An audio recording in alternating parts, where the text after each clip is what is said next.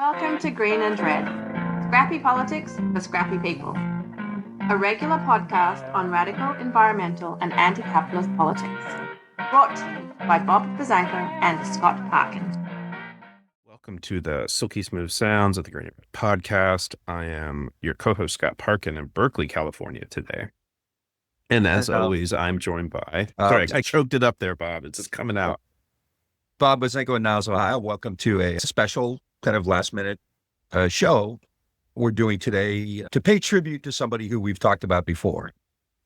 Looking forward to it. Yeah, and so today, it's just come out that Robert Redford has passed away at the age of 89.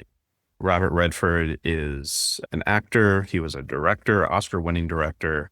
He was also an activist. We're going to talk a little bit about some of his political stuff.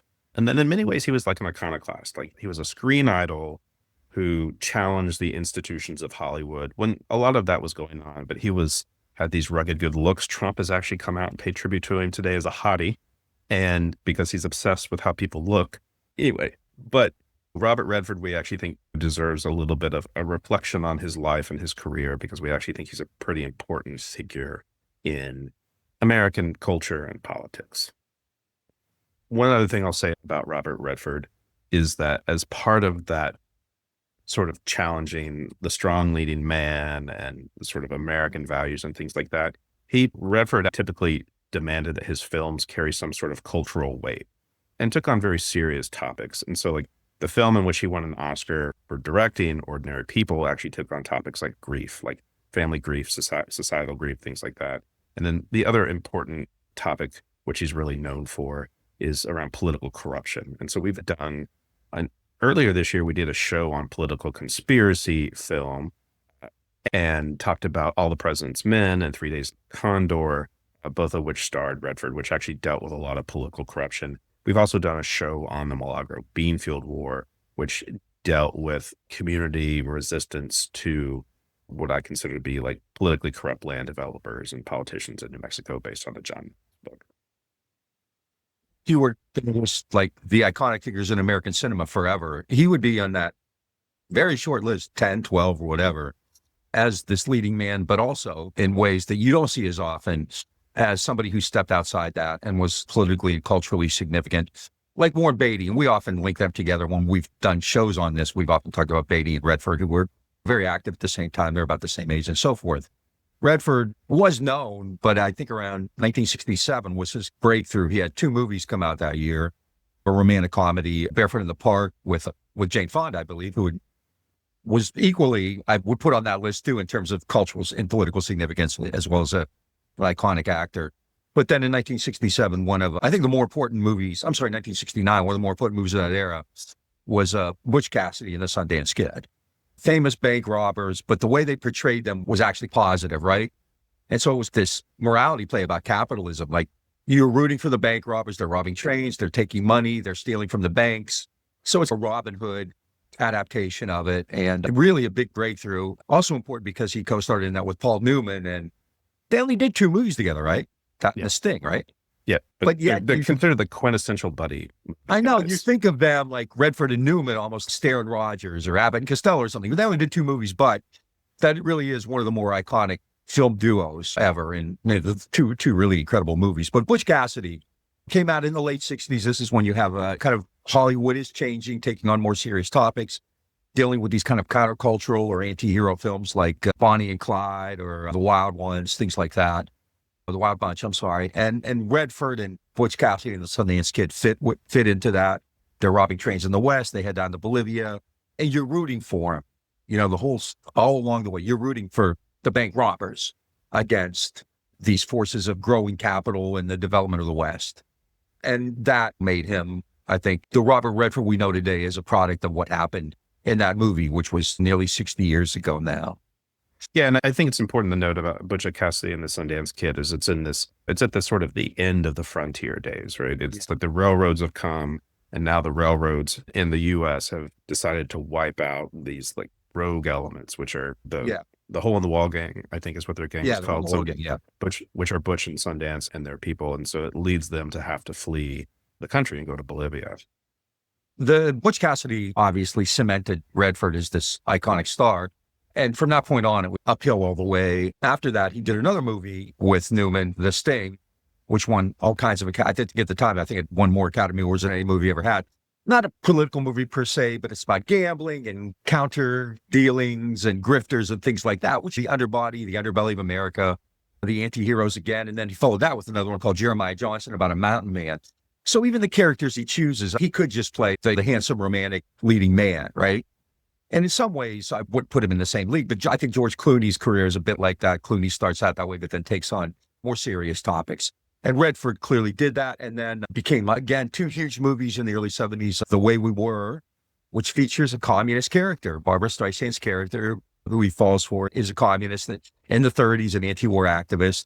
And then, of course, The Great Gatsby, which is, in some ways, the quintessential critique of early American capitalism. And Redford, again, I think now has this reputation. He's a leading man, rugged and handsome and all that, but he's also taking on movies of real significance. And then that leads into the stuff that we talked about in, it was like 8 months ago. We did a show on political thrillers of the 1970s. And we did 3 shows. We talked about 3 movies, and 2 of them were Redford movies. 3 Days of the Condor and All the President's Men, which really stand out. I think on a short list of Redford's great, and everything he did is just pretty notable. But those 2, I think, are very close to the top, along with Butch, if you were going to pick just a handful. And just to note, the third movie we talked about in that episode was The Parallax View, which actually stars Warren Beatty, right, another sort of iconic leading man type. Yeah. And 3 Days of the Condor is about a CIA analyst who goes out for lunch and comes back to find out that his whole office has been wiped out. And basically, it's a story about him evading the CIA, or a rogue element within the CIA, which is trying to take him out because he's figured out a method in which they overthrow governments and do coups. And so it's very topical for what was happening in the early 70s. This is after the tumult of the 60s, where we saw war and assassinations and things like that. And then this is as we're building up to the Church Committee, which which I think was in 1975, which did a pretty big investigation. But the CIA being portrayed as a villain became a very common thing in many movies. It's also in The Parallax View. And Robert Redford actually took on that role. It's also based on a book called 10 Days of the Condor, I believe, which is also a pretty important, if you like to read books, then it's a pretty important book to read. Yeah. Just a couple of weeks ago when the U.S. blew up that Venezuelan boat, I actually thought of 3 Days of the Condor. Because, what Redford discovers, and at the time, I think nowadays we would take it for granted, right? But at the time, it was somewhat new and revelatory, was that these oil companies and oil politics were the guiding force behind these interventions and coup d'etat and so forth. And so in that regard, really important movie. And then around that era, about a year or 2 later, he does All the President's Men, which kind of speaks for itself, right? And that's the famous story of how 2 junior reporters, 2 cub reporters at the Washington Post, brought down the Nixon administration. It stars Robert Redford and Dustin Hoffman. It's also seen as a buddy movie as well, even though it's based on real life people. Yeah. And it's a fascinating tale. I actually just recently rewatched it. I think it's an important movie. And Redford, who was in his personal life is also an activist, which we're going to talk about here a little bit, was immensely political. Paul Newman was actually on Nixon's enemy list, who was like good friends with Redford, like we said. And Redford and Hoffman took on this role to like tell the story, like just less than 2 years after Nixon had actually resigned over the Watergate scandal. Yeah. It's especially now in 2025, when we look back on that's the golden age of American journalism, right? You had Redford and Woodward and Bernstein breaking Watergate. You had Seymour Hersh breaking stories at the New York Times, all kinds of investigative journalism detailing the kinds of things that the Church Committee discovered. And so it really is, again, like really one of the standard films in U.S. history, and in a lot of ways, a very sad reminder of what happened after that, right? Where now Bob Woodward, who comes across as very heroic and was admirable, now is just a toady for people in power. And if he gets a good story, he holds on to it.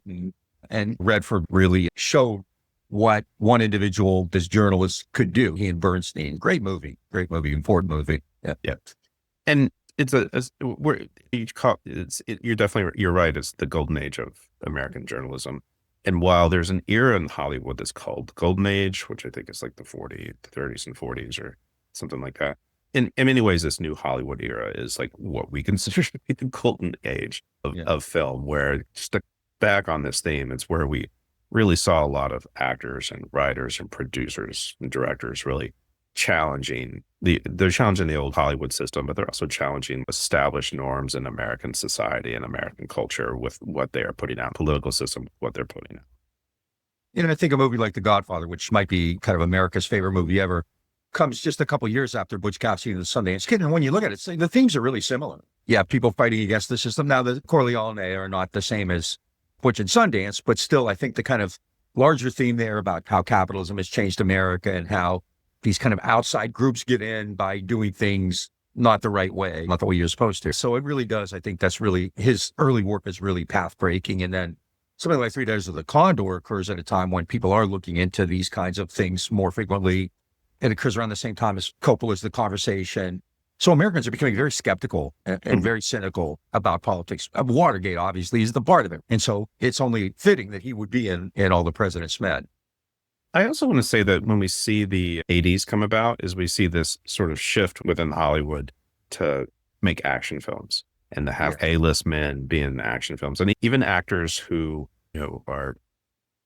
do films which really question authority and challenge cultural norms, they all end up becoming action heroes. As we see, like that happened with Nicolas Cage. Early in his career, he did some like pretty high quality work, but later on, he only did action films. Denzel Washington, that's actually a pretty common theme that we see now. And obviously, and even Robert Redford later in his acting career was in like Avengers movies and things like that.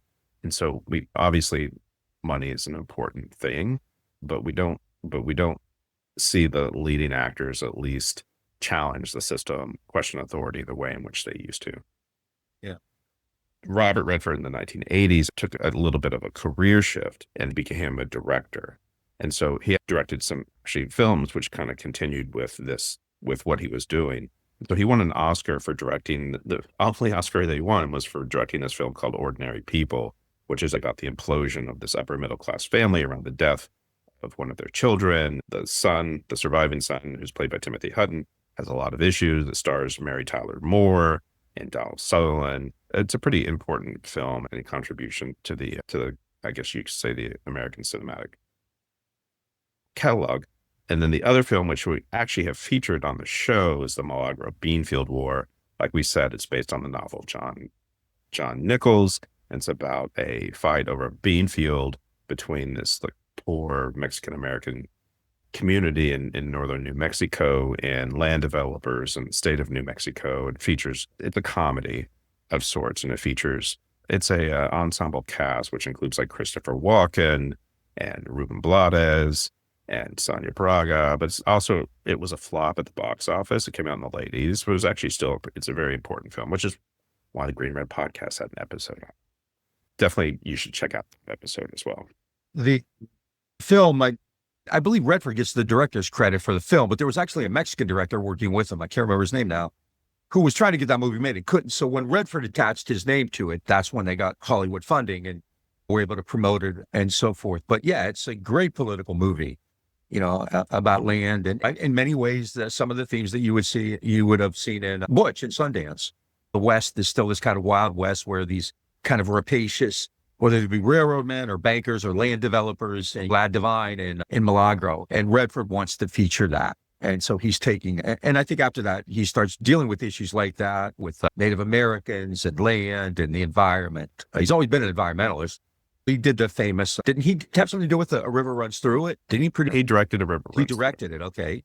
Again, not a political movie, but again, that kind of culture, that kind of lifestyle, which he's celebrating. Yeah. Honestly, if you go and look at you'd be surprised at some of the films that Robert Redford directed. Like he directed a number of films up through the mid 2010s. I will say there's one called The Company You Keep, which he directed and stars in, where he plays a weather underground fugitive, where he's the FBI or the police or whatever have like been able to finally zero in on him and they're after him. And I don't think it's his greatest film, but I will say, as someone, I was involved in a lot of climate work with a climate activist named Tim DeChristopher, who was out of Salt Lake City, who was supported by Robert Redford. There's a documentary about Tim called Bitter 70. Tim is someone who went into a Utah land auction and did some false interfering with the land auction and ended up getting charged with a felony for it, did over a year in federal prison for it. Robert Redford was like very much part of that story. He's in the film Bitter 70. But in The Company You Keep, Redford wears a Bitter 70 t-shirt to sort of help promote the cause, I guess you could say. He also became involved was also involved in Native American affairs, and in that regard, produced a documentary, and I believe narrated it, about the Leonard Peltier case called The Incident at Oglala. I remember, I don't know, I think you were still in Houston at the time. I did a showing of that at UH, and we had a great turnout, I don't know, a few hundred people, and really powerful. We had the local AIM chapter come and talk at it. Yeah. So he was a longtime supporter of Leonard Peltier. Yeah. And there's a documentary about the life of John Trudell, who was a AIM activist, who was very much a playwright, poet, spoken word poet, singer, but also like Indigenous activist, was a Wounded Knee, and was very much like a spokesperson for Leonard Peltier, who died probably like about 10 years ago, maybe. But yeah. Redford and Chris Christopherson, another person that we've done an episode on, and Sam Shepard were all like involved in that documentary. The other thing I want to say about Redford environmentalism is that he was actually very outspoken on environmentalism. Besides the Tim DeChristopher stuff, he was involved with the Natural Resources Defense Council for a long time, which I think is a little bit of a liberal sellout group. But Redford did a lot to protect wild places and wilderness and things like that. In the West, he lived in Utah. When he passed away yesterday, he was at his ranch near Provo, Utah. There's where we see Robert Redford has fought like road projects and things like that in Utah, and has just been a big supporter of protecting wilderness and things like that. He was pretty involved in environmental causes for a very long time. He definitely brought his sort of screen politics to his real life activism. So also important. Go ahead. Also important getting within the cinema world, right? He creates the Sundance Film Institute, Sundance Film Festivals, where a lot of young people get their start. Didn't like Tarantino break through there, I believe? And yeah, if you read the New York Times obituary of Redford, it lists like a number of like directors actually got started there. Tarantino, Robert Rodriguez, Ryan Coogler, many started as a result of what Redford did with Sundance. Yeah, people like him, like Paul Newman, really transcended just being actors, being movie stars. I think there are a handful who do that. Humphrey Bogart in the 50s was very active politically against HUAC and for civil rights and things like that. When you did see actors marching for civil rights, including Charlton Heston, March with King, right? But very few, I think, did the kind of stuff that Newman and Redford did. I think today we have, I think to some degree, George Clooney's trying to be that, right? With Syriana, Good Night and Good Luck, movies like that. But there's only really very few, and like Redford, and he's way up there with Warren Beatty, with Paul Newman and others like him. Really an incredible legacy, especially now. All the President's Men is really quaint in a lot of ways now, right? What we're seeing today with the media just caving in and firing its own people. Really an important character, a really important figure in cultural life in America. And we're here just a couple of days after the assassination of Charlie Kirk, and we've seen media figures at supposedly liberal media institutions like MSNBC and the Washington Post fire people for off-putting comments. Has Woodward said anything about Karen Attiah? Probably not. Probably not. Whatever the Washington Post has done this the last couple of years with Jeff Bezos running roughshod and becoming just this rag that's promoting. It's like the Epoch Times, right? Every time that happens, I have a scene of From All the President's Men flies through my head. Yeah. The one last thing I want to touch on is that even though Trump came out and praised Robert Redford today, Robert Redford was very anti-Trump.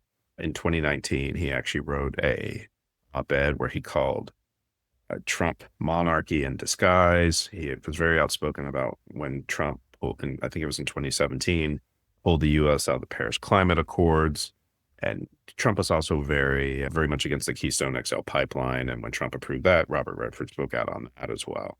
And just to sort of wrap it, as we're in this sort of very dire political and cultural moment here in the United States, is that Robert Redford actually is the sort of person that we should be looking to as like inspiration, and the sort of question of authority, challenging institutions and things like that is like something that Redford did through his entire career. Once he had his breakthrough, then he became this very important figure and used that influence in what we consider to be a good way. Just power. You Present broke you broke up again. Why don't you re-say that? Yeah, Robert Redford, rest in power. Just really one of the greats. And I'm going to leave it there because I think we've said everything we need to say about Robert Redford. If you like what you're hearing, please check us out on Facebook, Instagram, Twitter, and Blue Sky. If you're watching this on YouTube, give us a subscribe to us.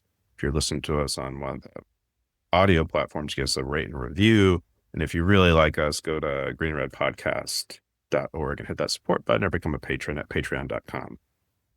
Patreon.com/greenredpodcast. And Robert Redford, as Bob said, rest in power, and everyone else make trouble and misbehave. Talk to you later.